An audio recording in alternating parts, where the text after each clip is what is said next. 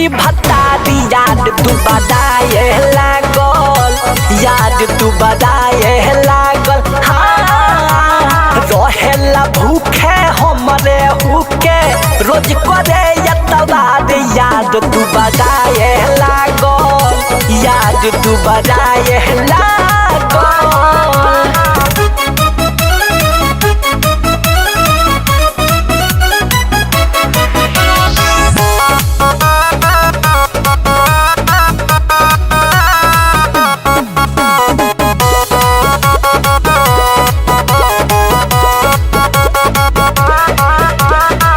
ले ले बमाजा सखी धो धो के बाजा नई हर में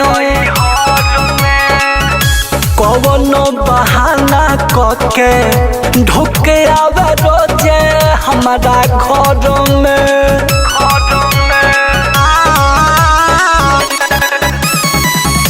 ले ले बमाजा सखी धो धो के बाजा नई हर कवनो बहाना करके ढुकिया रे रोजे हमारा घर में। हाय कहलस हमके छोड़ करे जा जई हो जन ससुरारी याद तू बदाए लागल, याद तू बदाए लागल। हाँ जब से सुनलक सेज पसंद के सुते सखी भतारी याद तू बदाए लागल, याद तू बदाए लागल।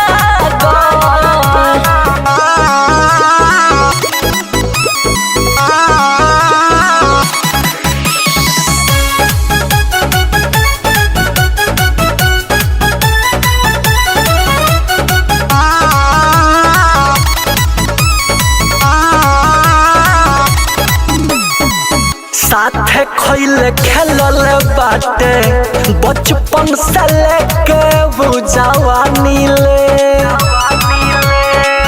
साथे कही सखी हम तो बुलेट जैसे वो कहरो के मानी ले।